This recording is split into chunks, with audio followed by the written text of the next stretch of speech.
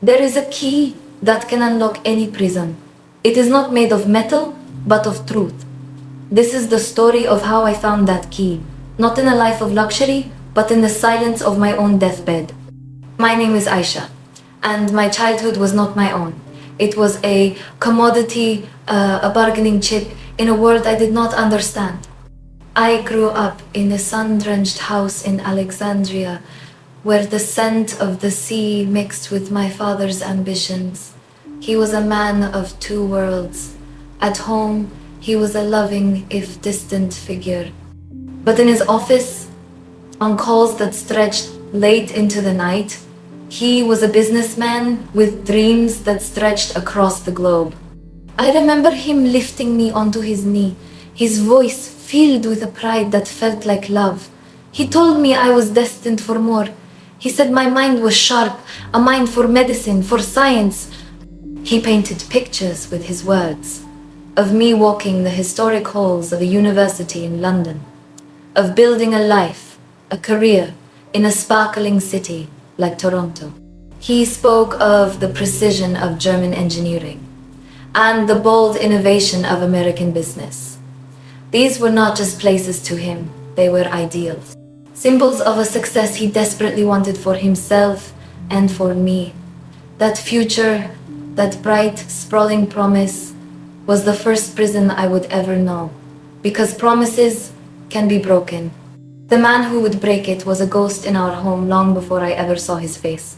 His name was Khalid al-Mansour, a Qatari billionaire, a friend of my father's from their university days. His visits were like royal processions. The house would buzz for days in preparation. The best food, the finest linens, everything had to be perfect. When he arrived, his presence was a cold weight. He was a man of few words. His eyes, dark and calculating, did all the talking. They assessed everything, the furniture, the artwork, the people, especially me. His gaze was not kind, it was analytical, as if he were inspecting a fine instrument, checking for flaws. I was just a child, but I felt the shift in the air. The conversations behind closed doors grew longer. The laughter from my mother became more strained. The world of London and Toronto began to feel like a dream I'd had. A beautiful dream that was fading in the harsh morning light. The maps of the world on my father's wall seemed to shrink until the only place left on them was Qatar. The end of my childhood did not come with a scream, but with a signature. I was 9 years old. There was no ceremony for me, no celebration. There was a gathering of men in our finest room. The air was thick with cigar smoke and a silence that felt heavy, final. I was brought in, dressed in a new, stiff gown that scratched my skin. The gold embroidery was beautiful, but it felt like a chain. I stood there, a small girl in the center of a circle of serious, unsmiling faces. My father sat behind his large desk, a desk I used to hide under during games. Now it felt like a wall between us. He would not meet my eyes. His gaze was fixed on the polished wood, as if he could find an answer written there. Khalid al-Mansour sat perfectly still in a high-backed chair. He was not a guest in our home that day. He was its owner. He watched me the same way I had seen him watch a thoroughbred horse once on television. A clinical assessment of value, of potential. There was no warmth, only possession. They passed a document across the desk, a single piece of paper that held the weight of a life. My father picked up his favorite pen, the heavy, silver one he used for important contracts. The room was so quiet. I could hear the clock ticking in the hallway, then the scratch of that pen on the paper. It was the loudest sound I had ever heard. It was the sound of my future being sold. I did not understand the word marriage, not in any real sense. I thought it was a party, a dress. But I understood the word transaction. I had heard it whispered through the walls at night. My mother's hushed, frantic voice. You cannot. She is a child. It is a transaction, not a life. my life for his financial investment. I was the price paid to settle my father's debts, to secure his legacy. They called it an honor, they called it a blessing, they called it protection. I felt it as a sentence. I felt it as the sound of a cage door shutting. The maps were gone. The dreams of London were gone. All that was left was the scratch of a pen and the cold, approving nod of Khalid al-Mansour. Aisha's voice was silenced for years. Now it's free. But a voice alone in a digital world can still be drowned out. By subscribing, you are not just following a channel, you are becoming a witness. You are raising your hand and saying, I hear her and I will listen. Your subscription ensures that her story and others like it continues to echo. The days after the signing were a blur of silent goodbyes. My mother's eyes were permanently red-rimmed, but she never let the tears fall in front of my father. She would hold me too tightly at night, her whispers a desperate prayer in the dark. My father, he became a ghost in his own home. He moved through the halls without making a sound. His shoulders permanently stooped under a weight I now understood was shame. He could not look at me. The dreams he sold were now a wall between us. A week later, I was taken to the airport. There was no fanfare, no family gathering. It was just my father and I, standing in the bustling terminal. The noise of the crowd, the announcements, the rolling suitcases, it all felt like a dream. He knelt down, his eyes finally meeting mine. They were filled with a pain I was too young to comprehend. This is for the best, Aisha, he said, his voice cracking. You will have a life of luxury, of safety. You will want for nothing. I remember the hollow feeling in my stomach. I didn't want luxury. I wanted my room. I wanted my books. I wanted the future he had promised me. I said nothing. I just stared at him until he looked away. The flight to Doha was my first time on an airplane. I was seated in a plush first-class cabin alone. A stern-faced female attendant, hired by Khalid, sat across the aisle watching my every move. I pressed my forehead against the cold window, watching the only home I had ever known shrink away into a patchwork of green and brown, until it disappeared entirely beneath the clouds. I was 9 years old, and I was alone. The world below was vast and empty. I felt a terrifying freedom, the freedom of a bird pushed from the nest, who does not yet know how to fly. The heat of Qatar hit me like a physical wall when we stepped onto the tarmac. It was a dry, oppressive heat that stole the breath from my lungs. The airport was a palace of glass and light, so modern and sterile it felt unreal. I was ushered quickly to a waiting car, a black imposing vehicle with darkened windows. As we drove, I stared out at the city unfolding around me. It was a forest of glittering towers, a skyline built by giants. The architecture was breathtaking, audacious. We passed the twisting form of the Torch Tower, and I saw the man-made islands of the Pearl taking shape in the turquoise water. It was a kingdom of unimaginable wealth, but to me, it felt cold, soulless, a city built on sand. The car did not stop at the hotel. It moved through a security gate and into a secluded compound. The house was not a house. It was a fortress. A modern, low-slung palace of pale stone and vast walls of glass, surrounded by immaculate gardens and a high perimeter wall. The silence was the first thing I noticed. The roaring city was just a distant hum here. Inside, the air was chilled. The floors were polished marble, so shiny I could see my own frightened reflection. The furniture was sparse, expensive, and looked untouched. There were no family photos, no scattered toys, no signs of life at all. It was a museum, and I was its newest and youngest exhibit. I was taken to my wing, a suite of rooms bigger than our entire apartment in Alexandria. There was a bedroom, a sitting room, a marble bathroom. The view was of a private garden and a swimming pool, so blue it hurt to look at. The woman who had accompanied me, whose name I learned was Fatima, told me these were my rooms. She said, "Mr. Al-Mansur was a very busy man, and I would be taken care of by the staff. I was not to leave the wing without permission." The door closed behind her with a soft, definitive click. I stood in the center of that enormous, beautiful room, and I have never in my entire life felt so small. Days turned into weeks. I was a ghost in the fortress. I saw Khalid only occasionally, usually at a distance, getting into or out of his car. He never spoke to me.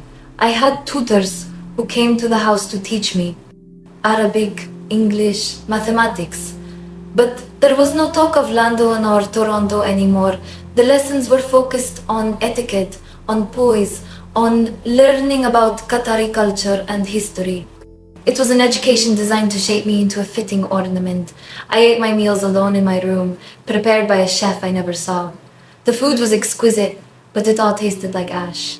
I missed the loud, messy meals of my old home. I missed the sound of my mother's laughter. The luxury was a cage, and every perfectly placed pillow, every silently delivered tray was another bar. My only companion was Fatima. She was not unkind, but she was distant. A jailer who also brought me sweets. She was the one who enforced the rules. The internet was forbidden. The television in my room received only a few approved channels. My phone calls home were monitored and grew shorter each week. Yes, I am fine. Yes, the house is beautiful. No, I am not lonely. The lies tasted bitter on my tongue. I could hear the tears in my mother's voice, and the silence from my father was a scream on the other end of the line. One night, I couldn't sleep. The air in my room felt too still, too heavy. I slipped out of bed and crept into the hallway. The mansion was eerily silent at 2 a.m. A single lamp cast long shadows in the grand living area, and that's when I heard them. Voices. Coming from Khalid's study, the door was slightly ajar. I knew I should not go near it. But the sound of my father's name, spoken in Khalid's cold, clear tone, froze me in place. I became a statue in the shadows, my heart hammering against my ribs. I peered through the crack in the door. Khalid was on the phone, his back to me. His voice was calm and utterly ruthless. "The initial transfer is complete," he said. "The project in Dubai is now fully capitalized. Consider your debt cleared." There was a pause. He was listening to the person on the other end. My father. I could almost feel his shame through the phone line. Then Khalid spoke again, and his words turned my blood to ice. "Do not misunderstand. This was not a loan. It was a purchase. You held the asset. I needed it. The deal is closed. Do not call me again about this. She is no longer your concern." The phone clicked. The conversation was over. I stood there, frozen. The word echoed in my mind. Purchase, asset. He wasn't talking about a building or a company. He was talking about me. The final, fragile illusion of a marriage, of any kind of honor, shattered into a million pieces. I was not a bride. I was an acquisition, a line item on a balance sheet. The coldness of it, the sheer, brutal calmness of my existence was more terrifying than any anger could have been. I don't know how long I stood there, but the floorboard creaked somewhere down the hall, and I fled back to my room, my small feet silent on the cold marble. I crawled into my giant bed, pulling the covers over my head. I did not cry. The hurt was too deep for tears. It was a hollow, knowing emptiness. The walls of my beautiful prison seemed to press in on me. The transaction was complete. The payment had been made, and I was the merchandise delivered and stored away. The next morning, Fatima brought my breakfast. She looked at me a moment too long. "You are pale, little one," she said. Did you not sleep? I just stared at my plate. How could I explain? How could I describe the sound of my soul being battered? From that day on, a new silence grew inside me. It was not the silence of a child, but the silence of a prisoner, waiting. I didn't know what I was waiting for. An escape, a miracle, or just an end. The key to my prison now felt heavier than ever because I knew its true name. It was not called marriage. It was called business. Hearing about such a cold transaction can make you feel powerless, but you are not. In the economy of truth, your attention is the most valuable currency. By subscribing, you are actively investing in a narrative of hope over greed. You are funding the antidote. The silence after that night became a permanent resident in my soul. I moved through the mansion like a phantom, performing the duties of a child bride without a husband. The days bled into one another, a monotonous tapestry of luxury and isolation. I was now 12 years old. 3 years had passed since my arrival. 3 years of polished marble, of whispered instructions, of meals eaten alone. My world had strict, invisible boundaries. My wing, the tutoring room, the private garden, that was the extent of my kingdom. I was never taken to the souks, never to the Corniche to see the towboats. The glittering city of Doha, the one I saw from my window, remained a postcard, a world I could see but never touch. Fatima was my warden and my only constant human contact. She ensured I was presentable, that I learned my lessons, that I remained contained. The lessons shifted as I grew older, less focus on general knowledge and more on religion. A devout scholar was hired to teach me the Quran, to instruct me in prayer, to drill into me the tenets of the faith. I was a quick study. I found a certain solace in the rhythmic recitation, in the prescribed postures of prayer. It was a structure, a pattern to fill the empty hours. For a time, I clung to it. I thought that if I could be perfect, if I could be devout enough, perhaps I would find the meaning, the purpose that was so glaringly absent from my existence. Khalid noticed my diligence. It was the first thing about me that ever seemed to earn his, not approval, but acknowledgement. He began to include me in certain religious observances within the home. He would lead prayers with business associates, and I was expected to be present, a silent, demure figure in the background. I was his exhibit of piety, a young wife being raised in the faith. It was good for his image. During the holy month of Ramadan, I fasted with the household.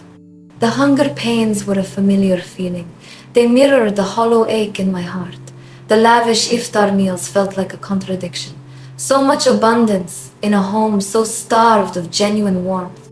On my 13th birthday, something shifted. There was no celebration, of course, but Khalid summoned me to his study. It was only the second time I had been inside. The room was all dark wood and cold, modern art. He did not look up from his desk for a long moment.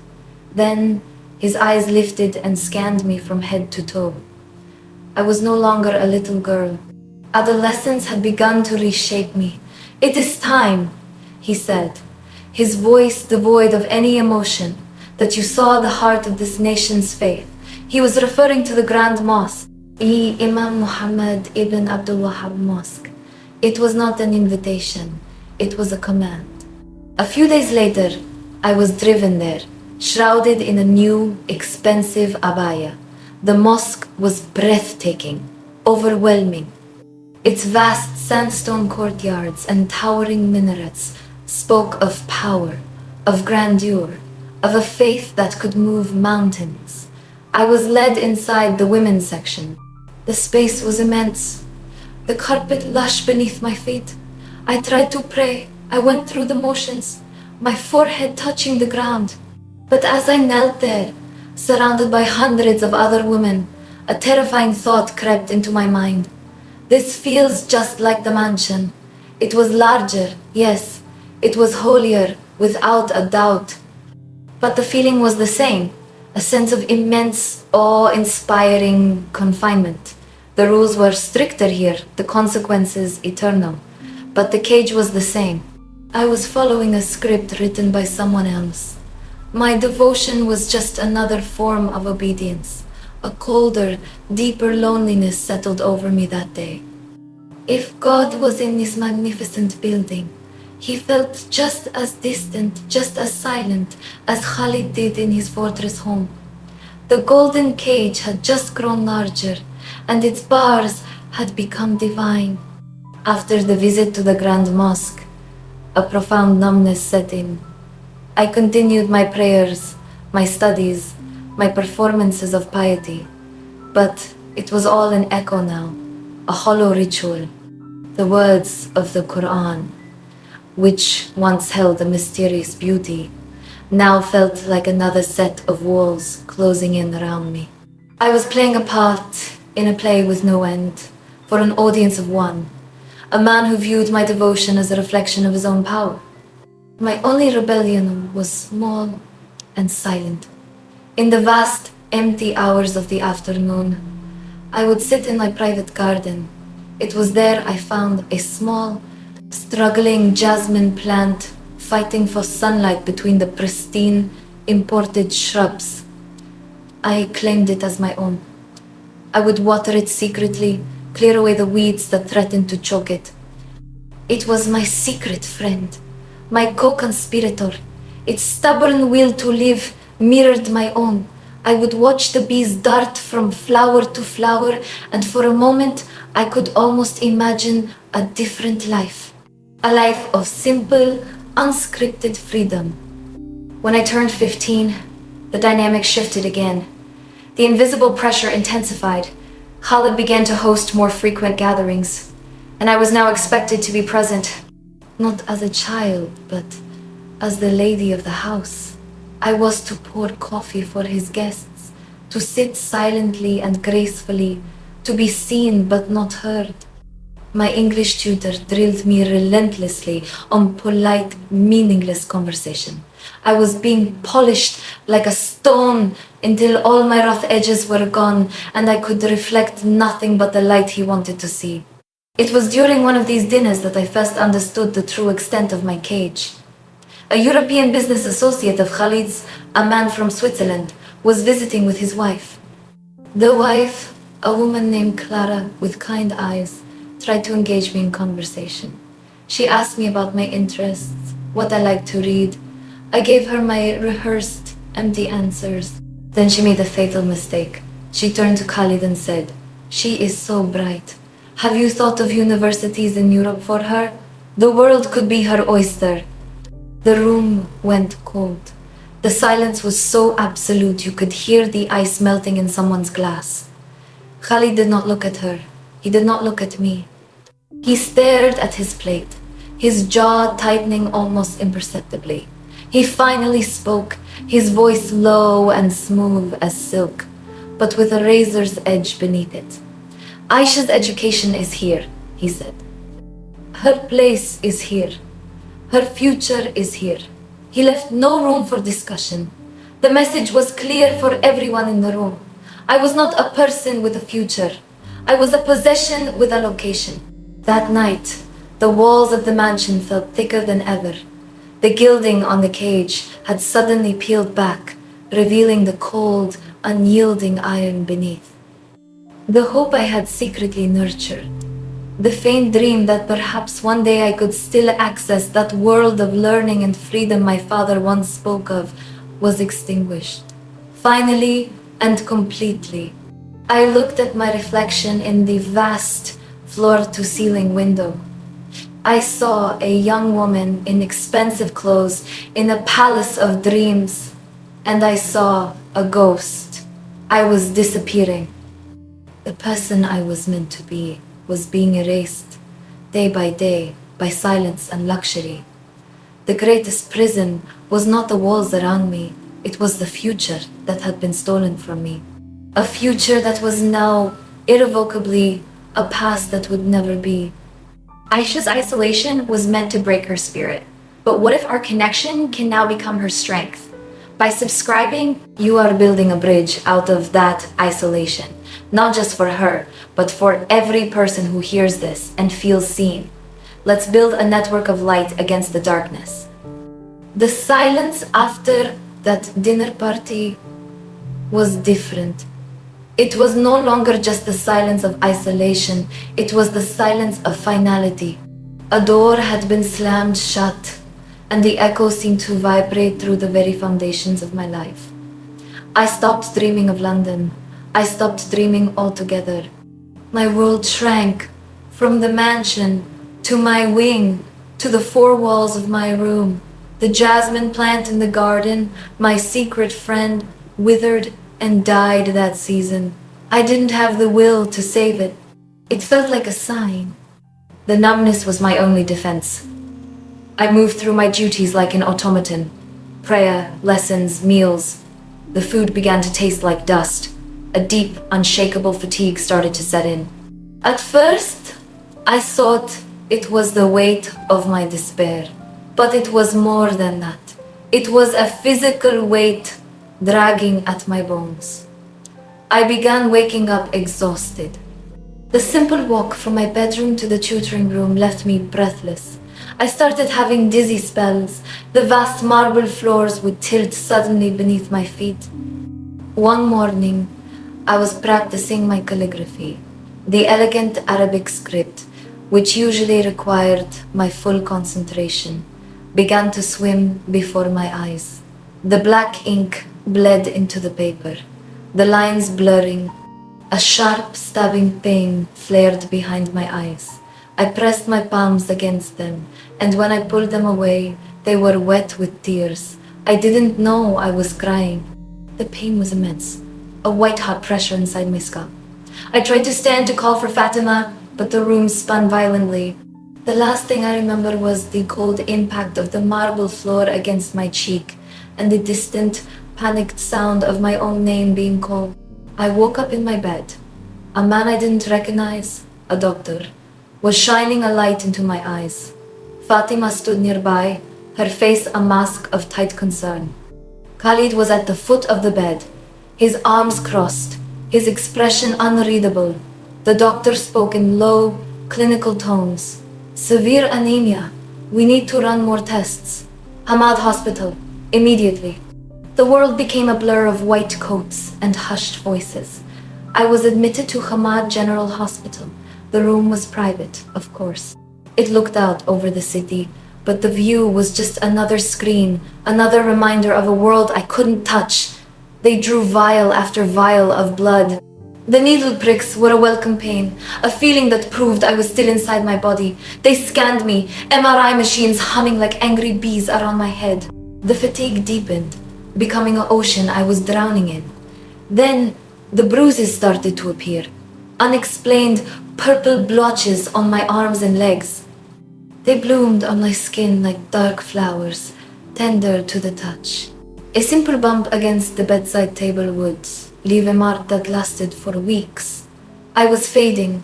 I could feel it. My body was betraying me, giving up, in a way my spirit had not yet allowed. The doctors, some Qatari, some flown in from Europe, would confer outside my door. I heard the words they didn't think I could understand. Abnormal cell count, bone marrow biopsy, malignancy. They were hunting for a ghost inside me, and they found it. The head consultant, a grim-faced man from Germany, stood at the end of my bed with Khalid. He delivered the diagnosis with a chilling, professional detachment. "It is acute myeloid leukemia," he said, "an aggressive cancer of the blood and bone marrow. We will begin a rigorous chemotherapy protocol immediately. The chances of success are slim, but it is the only option." Khalid simply nodded. He looked at me not with pity, but with the frustrated calculation of a man whose asset was suddenly, inconveniently failing. The transaction was malfunctioning. I turned my face to the window, to the glittering, indifferent city. A strange, cold peace settled over me. The cage door was about to be opened. not by my own hand, but by a force even Khalid al-Mansour could not control. For the first time in years, I was not afraid. The sickness was not my enemy. It was my escape. The chemotherapy was a war, and my body was the battlefield. They installed a central line into my chest, a plastic port that became the gateway for the poisons meant to save me. The first infusion felt like ice water flooding my veins. Then it turned to fire, a deep cellular burn that made my bones ache. I would lie there for hours, watching the clear, deadly liquid drip, drip, drip into me. It was a strange, passive suicide attempt, sanctioned by science. The side effects hit me like a tidal wave. Nausea became a constant state of being. I couldn't keep food down. The world smelled of antiseptic and vomit. My mouth filled with painful sores, making even sips of water a torment. The high-dose steroids bloated my face, morphing my reflection into a moon-faced stranger. But the worst, the most profound violation was the hair loss. It started in the shower. Clumps of my dark, long hair came away in my hands, clinging to my fingers like weeping spiders. I stared at them, lying in the porcelain drain, and I felt a scream building in my throat that had no sound. Within a week, my scalp was bare, a pale, vulnerable glow. I looked like a cancer patient. I looked like death. When Fatima saw me, she gasped and immediately brought me a collection of silk scarves. But I refused to wear them. I wanted to see it. I wanted to face the evidence of my own unraveling. The loss of my hair felt like the final stripping away of my identity. Aisha, the girl from Alexandria, was gone. What remained was a sick, bald creature in a hospital bed. Khalid visited sporadically. His visits were short, silent inspections. He would stand by the door as if afraid to catch my sickness. He would ask the doctors about timelines, about probabilities, about the latest experimental treatments. He was managing a crisis. His concern was for the outcome of his investment. Once, I heard him arguing with a doctor in the hallway. "Money is no object," he snapped. "Use whatever is available. I want this resolved." He didn't say he wanted me to live. He wanted the problem, to be resolved. Weeks blurred into months. The cycles of chemo continued. Periods of brutal treatment followed by brief, fragile respites where my blood counts would recover just enough for them to attack me again. I was losing. The cancer was a more tenacious occupant of my body than I was. I could feel it, a cold, tired presence in my marrow. The doctors' faces grew grimmer. The conversations shifted from cure to palliative care, from fighting to managing the decline. One night, the pain was different, deeper. It wasn't the ache of the chemo, it was a feeling of my body shutting down, system by system. My breathing became shallow, a raspy struggle. The monitors by my bed began to chime a soft, persistent alarm. Nurses rushed in, their faces tight with a controlled urgency.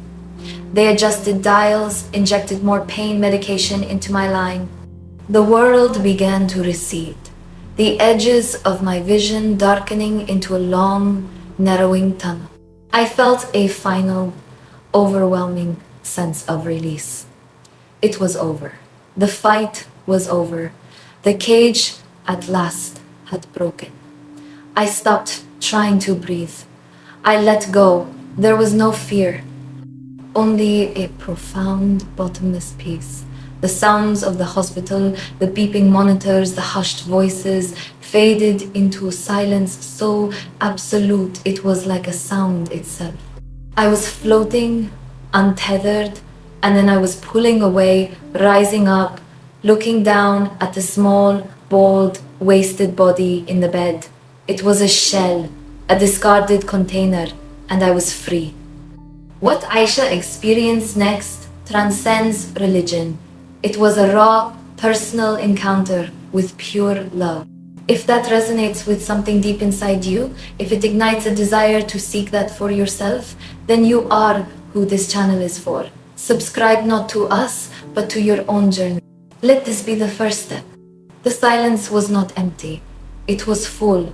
It was a presence, a tangible, living quiet that held me and suspended. I felt no pain, no fear, no weight. I was pure awareness, a single point of consciousness, floating in an infinite, dark, velvet space. Below me, I could see the hospital room. I saw my body, small and still, in the bed. I saw the nurses working with quiet efficiency, their movements slow and deliberate, as if watching a scene play out underwater. I felt a sudden, profound detachment. That body was a shell, a garment I had worn, and now I had taken it off. It held no more claim to me. Then I began to move, not with any effort of my own, but drawn by a gentle, irresistible current. The darkness around me began to shift, to brighten at one point. It became a tunnel, a swirling, luminous vortex of colors I had no words for. It was not light as I knew it. It was liquid love. It was intelligent warmth. I was moving toward it, and as I did, a feeling of absolute and utter joy began to bloom within me. It was a joy so complete, so overwhelming, that it washed away every residue of the pain and loneliness of my life. It was like remembering a truth I had always known, but had forgotten. The tunnel was not a cold, physical structure. It was alive, pulsating with a music that was not sound, but a vibration that resonated in the very core of my being. It was a harmony of pure mathematics and pure emotion. As I moved faster, the light at the end grew, from a pinprick to a doorway, to an all-encompassing reality. I was not afraid.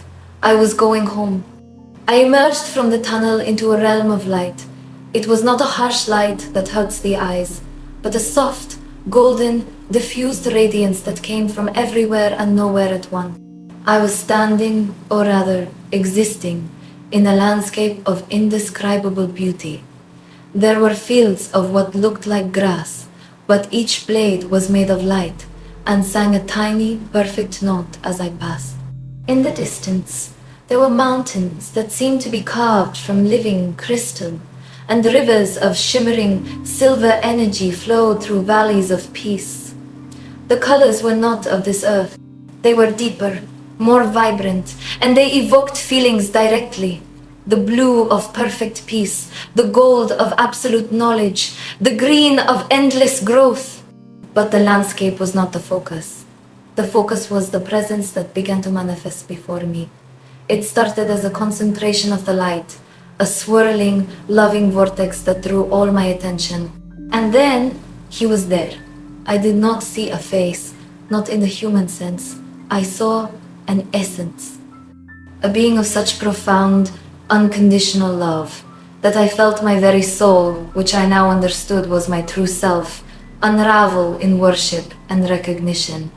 I knew, with a certainty deeper than any I had ever possessed, that this was Jesus, the Jesus of the Gospels. But he was so much more, so much grander, and yet so much more personal than any story or image could ever convey. He communicated with me, not with words, but with a direct transmission of thought and feeling. It was instantaneous and perfectly understood. There was no possibility of misunderstanding. His first communication was not a question, but a statement that flooded my entire being. You are loved. You have always been loved.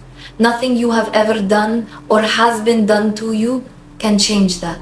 In that moment, every wound I had ever carried, the betrayal of my father, the coldness of my husband, the years of isolation, were not just healed, they were redeemed. They were transformed from scars into testimonies.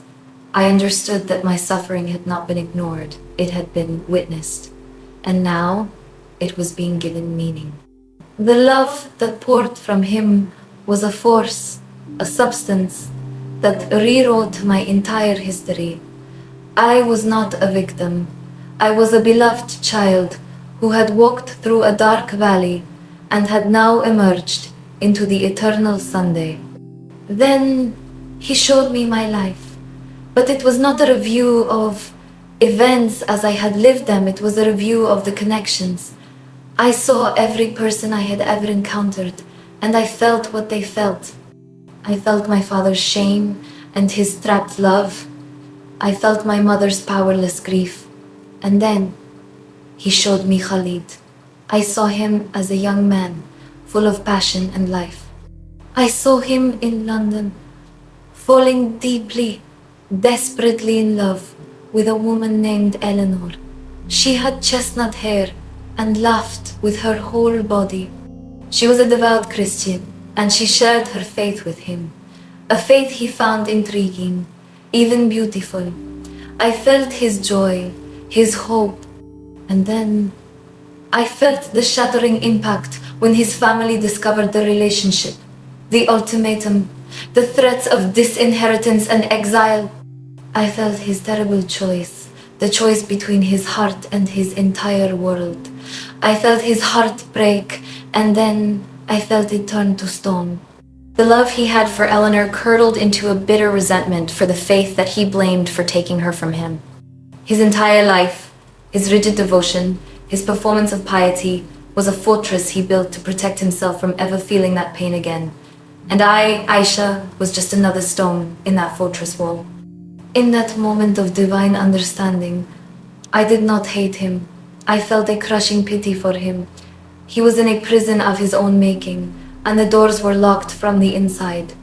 This revelation about Khalid was not an accusation. It was a key. It was the final piece of a puzzle I never knew I was trying to solve. In the light of that divine love, every bar of my cage, every moment of coldness was illuminated with a purpose I could never have seen from the inside. My suffering was not random. It was being woven with infinite care into a tapestry so vast and beautiful that my human mind could only perceive a single tangled thread on the underside. Then Jesus turned my attention back to himself. The communication shifted. You see the prison he built from his own pain, but I am the door. I am the way through every wall the human heart can construct. He did not speak of religion, not as a set of rules. He spoke of relationship, a living, breathing, dynamic connection to himself, the source of all love. And then he showed me the Gospels. But it was not like reading a book. It was like being immersed in the event. I was there. I felt the cool night air of Bethlehem and the overwhelming, humble love that filled that stable. I felt the roughness of the wood in the Nazareth workshop under Joseph's hands. I stood on the shores of Galilee and felt the authority in his words, an authority that calmed not just the storm on the water, but the storms in the human heart. I was in the crowd when he fed the 5,000, and I felt the miracle not as a multiplication of loaves, but as a multiplication of faith and hope in every person present. I witnessed the crucifixion, and it was nothing like the sanitized images I had seen. I felt the searing pain of the nails, the agony of torn muscle and struggling breath. But more than that, I felt the weight, the crushing cosmic weight of every sin, every hatred, every betrayal, including my father's, including Khalid's, including my own despair. He was carrying it all. And in the midst of that unimaginable suffering, I felt his love remain constant, a fierce, determined, victorious love. He was not a passive victim. He was a willing sacrifice, and his thought, even in that moment, was for others. Father, forgive them. The resurrection was not just an event I saw. It was a shock wave I felt through all of creation. It was the universe itself gasping with new life. The stone rolling away was the sound of every lock, on every prison door, in every human heart, being shattered for eternity. The victory was not just over death, but over the very power of sin and despair that creates death. In that moment, I understood that the empty tomb was the answer to my empty mansion. It was the answer to Khalid's empty heart. It was the answer to everything. The love that flowed from him now was focused and personal. It was a call, a commissioning. You have seen, you must return. A wave of, not disappointment, but a profound aching reluctance washed over me. Return to that broken body, to that golden cage, to the pain. I could not form the thought, but he felt it. Your story is not over, he communicated, his presence enveloping me in a comfort that felt like 1,000 sunlit mornings. The testimony I have given you is not for you alone. It is a key for others. For the broken, for the imprisoned, for those who, like Khalid, have built walls around their hearts and forgotten the way out. You will carry my love back into that darkness. And you will be free, truly free, because you will know that no earthly cage can ever hold the soul I have set free. I looked back toward the tunnel, toward the distant, dim world I had left, and I saw the threads of light. I saw how my life, my entire painful journey, was now connected to this divine purpose. My suffering had meaning. My pain had a destination. It was to be transformed into a message of hope. I felt a gentle pull. The radiant landscape, the overwhelming love of his presence, began to soften, to recede. It was not a violent severing, but a slow, loving farewell. I was moving backward now, through the tunnel of light, the music fading from a symphony to a whisper, but the peace, the immense, unshakable peace, remained lodged in the very center of my being. The journey back was swift. The darkness of the tunnel returned, and then I felt a sudden, jarring sensation. Weight, density, pain. A dull, rhythmic beeping sound pushed its way into my awareness. The smell of antiseptic. The feel of stiff hospital sheets against my skin. I was aware of a terrible thirst, a deep, bodily exhaustion that was entirely different from the blissful weightlessness I had just left. I struggled to open my eyes. The light of the hospital room was harsh and clinical. I was back. I was inside the shell, but everything was different, because I was different. The cage had been opened from the outside. I had met the one who held the key to every lock, and he had sent me back, not as a prisoner, but as a messenger.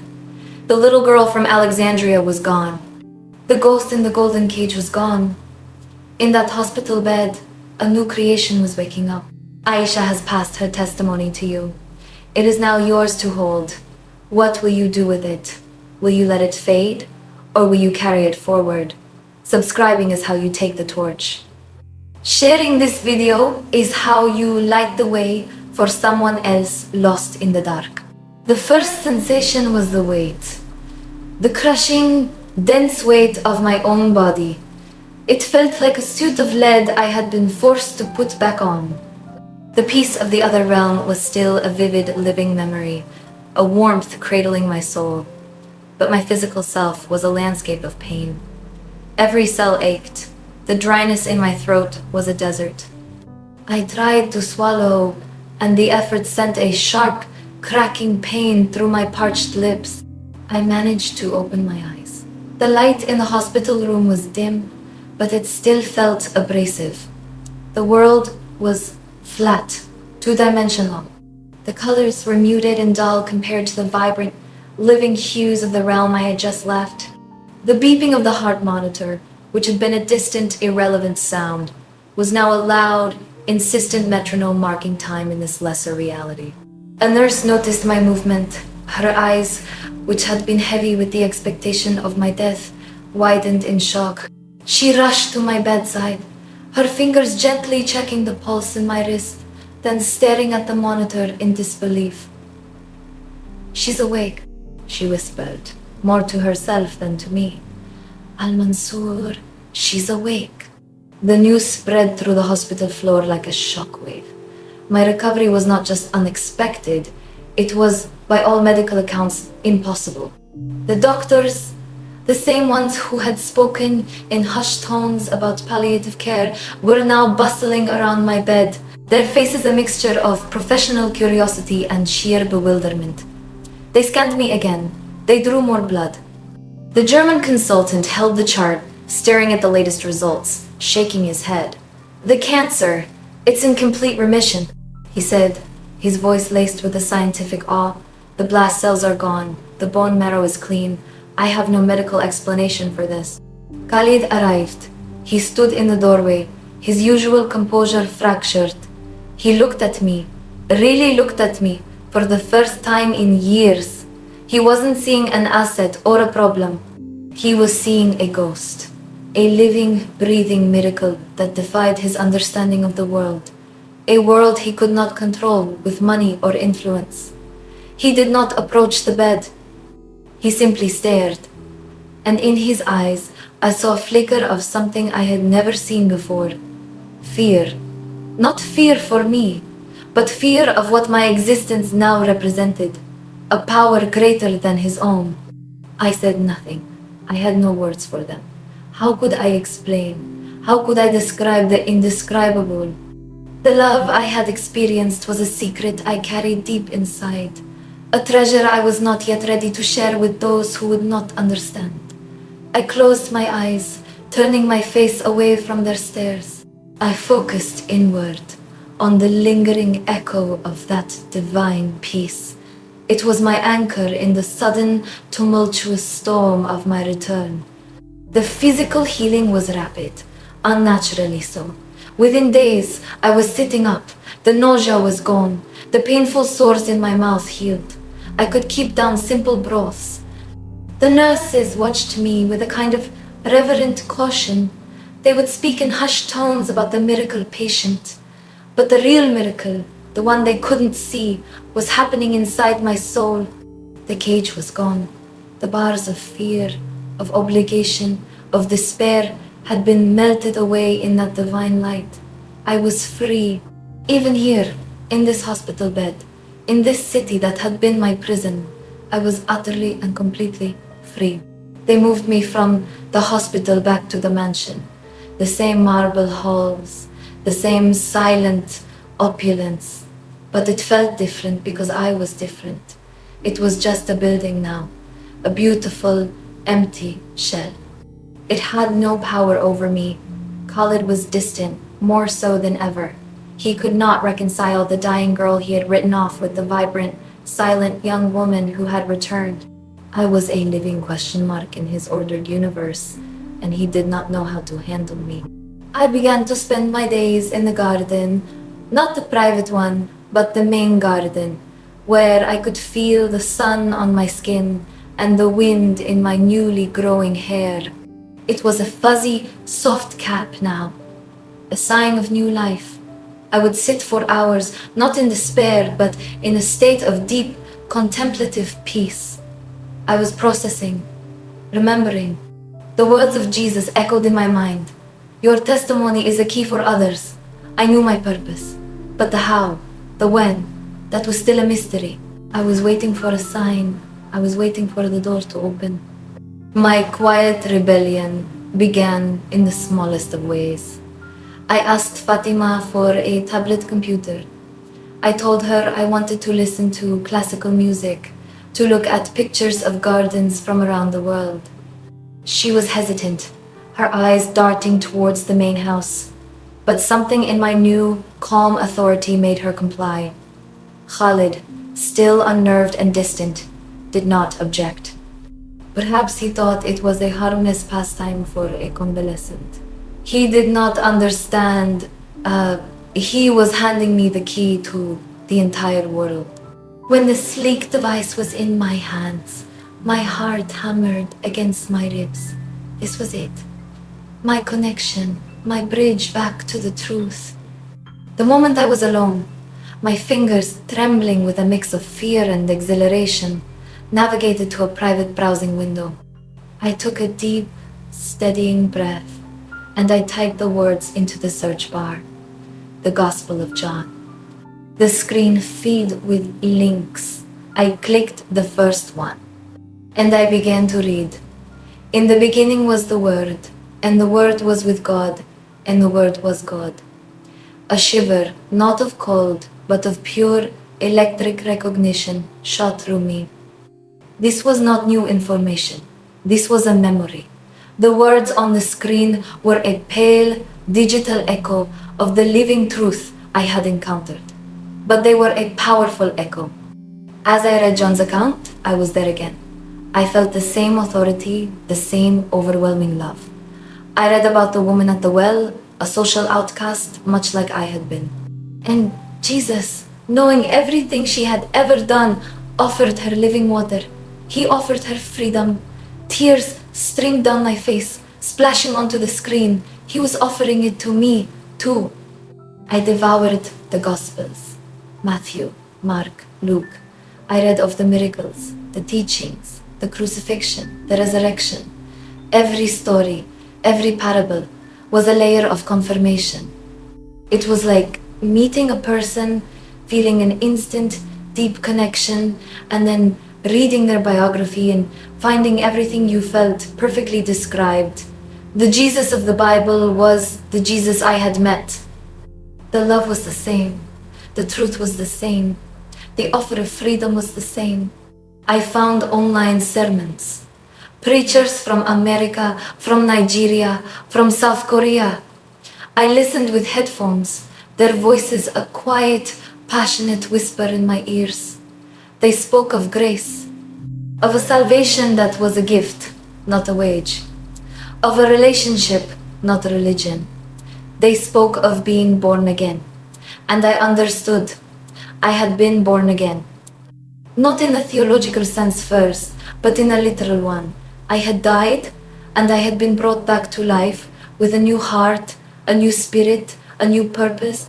The theology was simply putting words to my experience. This secret life became my true life. The mansion, Khalid, the staff, they were the shadows. My reality was in those moments with the tablet, immersed in the Word. I began to pray. Truly pray. Not the memorized, rhythmic prayers of my old life, but a raw, honest conversation with the Jesus I now knew. I poured out my heart, my fears, my gratitude, my confusion about what to do next. And in the stillness, I felt His presence. Not the overwhelming radiance of the afterlife, but a gentle, certain whisper in my spirit, a guiding hand on my shoulder. Be still, wait. I am with you. This internal fire could not be hidden for long. A new light shone from my eyes. A profound peace settled on my features, even when Khalid was near. I no longer flinched at his presence. I looked at him with the pity I had learned in the light. I was free, and he was still in chains. He sensed the change. He would watch me sitting serenely in the garden, and his confusion would curdle into suspicion. The miracle had been one thing. This quiet, unshakable joy was another. It was a power he could not comprehend and therefore could not control. The ghost had not just returned to the cage. She had brought a light with her that made the gilded bars look tawdry and weak. The final confrontation was no longer a matter of if, but when. The peace I carried was a fortress, but even fortresses face sieges. Khalid's suspicion grew with each passing day. He could not understand the source of my serenity. In his world, peace was purchased or imposed. It was not something that bloomed from within a person who had every reason to be broken. He began to test the walls of my fortress. It started with small, pointed questions over the rare dinners we now shared in a tense, silent room. You seem different, Aisha, he said one evening, his voice carefully neutral. The doctors say your recovery is a medical marvel. Do you feel blessed? He used the word blessed like a tool, probing for a familiar Islamic framework he could understand and thus control. I looked at him, meeting his gaze directly, something I had never dared to do before. I feel at peace, I replied, my voice calm. It was not the answer he wanted. It was too vague, too personal.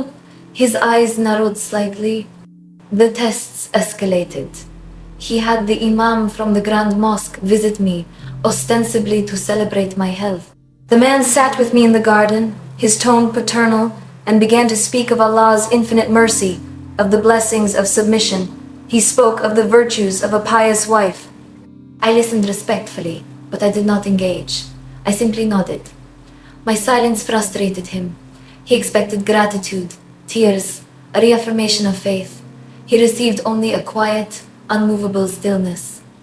When he left, he spoke to Khalid in low, concerned tones. I saw Khalid's face darken. The final, inevitable confrontation was triggered by something small. A single, forgotten tear. I was watching a sermon on my tablet, hidden away in a secluded corner of the garden. The preacher was speaking about the cost of discipleship, about taking up your cross. The words resonated so deeply with my own situation that a tear escaped, tracing a warm path down my cheek. I was so engrossed I didn't hear his approach. What is this? Khalid's voice was a whip crack in the quiet afternoon. He stood over me, his shadow falling across the screen. His eyes, burning with a cold fury, darted from my wet face to the device in my lap. He saw the face of the preacher. He saw the cross displayed behind him. The air left my lungs. He snatched the tablet from my hands. His eyes scanned the screen. His jaw clenched so tight I could see the muscle twitching. The silence that followed was more terrifying than any shout. He looked from the tablet to me and back again. The pieces clicked into place in his mind. The miracle, the peace, the defiance. It was not just rebellion. It was apostasy, the ultimate betrayal. He did not yell. When he finally spoke, his voice was low, venomous, and laced with a pain that was centuries old. So, he said, the word dripping with contempt. This is the source of your peace. You lie in my home, you eat my food, and you worship the god of that Western woman. He did not say Eleanor's name. He didn't have to. Her ghost was in the room with us, and in the devastating understanding that flashed in my eyes. He saw that I knew. He saw that his most deeply buried shame was exposed. And in that moment, any chance of mercy vanished. My fate was a personal insult. It was Eleanor's fate, and I had become her proxy. Who else knows? He demanded, taking a step closer, his presence suffocating.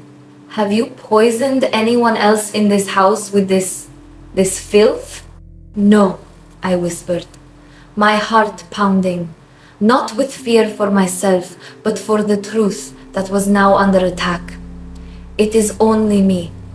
He stared at me, and I saw the calculation in his eyes. The asset was not just malfunctioning, it was contaminated, a dangerous, corrupting influence. He had two choices: try to purge the contamination or dispose of the asset entirely. He turned on his heel and walked away, taking my tablet, my connection to my lifeline, with him. The siege was over. The war for my soul and my life had just begun. The lock on my door clicked that night. I was a prisoner once again, but this time the prison was real. The windows in my wing, which had always been sealed, now felt like a mockery. My meals were brought by a new, unsmiling maid. Fatima was gone, transferred. I was told my heart ached for her. I prayed silently for her safety. Khalid was severing my ties to the world, one by one. He was isolating me completely, hoping to starve the faith he could not understand. Days turned into a week. The silence was a weight. I had no Bible, no sermons, no connection. But he could not take what was inside me. The memory of the light, the feeling of that love, was a well I could draw from in the deepest darkness. I would sit by the window, watching the sun move across the sky, and I would pray. I would recite the words of the Gospels from memory, the ones I had seared into my heart. I felt his presence in that room, more real than the walls around me. I was not alone. A soft knock came at my door late one night. It was not the time for meals. My heart leaped into my throat. The door opened slowly. It was Fatima. Her face was pale, her eyes wide with fear. She held a finger to her lips. "We must be quick," she whispered, her voice trembling. "He's away until morning. It is our only chance." I stared at her, unable to speak. She explained in rushed, hushed tones. She had not been transferred. She had been interrogated, threatened with losing her job and her visa. But she had seen my transformation.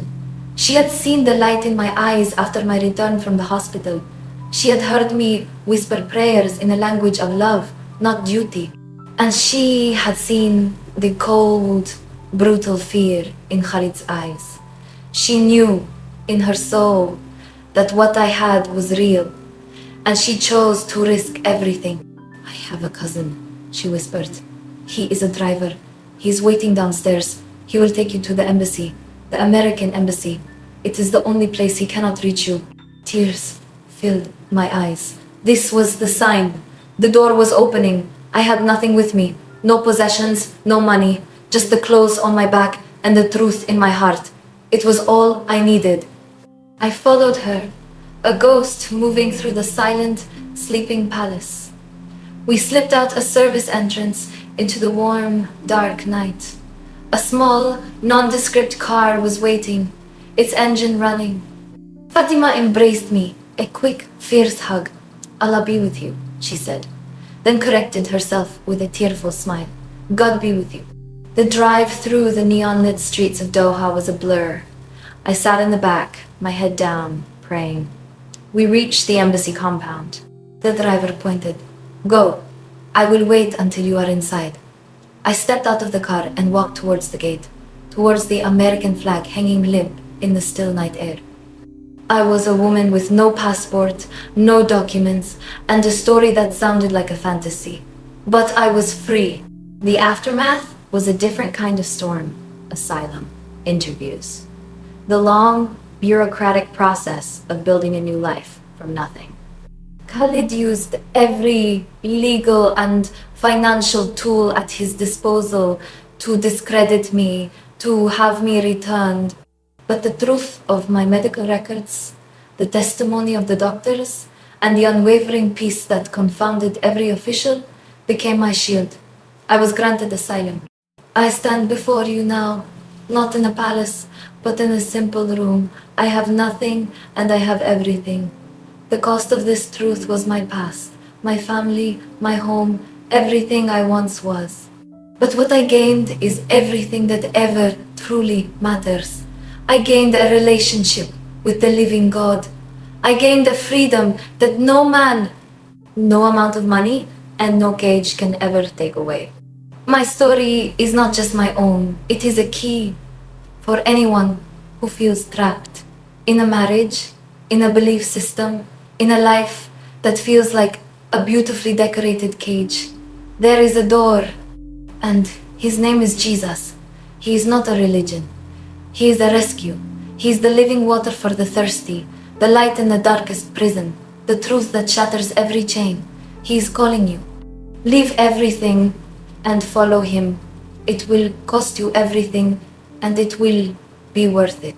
Aisha has passed her testimony to you. It is now yours to hold. What will you do with it? Will you let it fade, or will you carry it forward? Subscribing is how you take the torch. Sharing this video is how you light the way for someone else lost in the dark.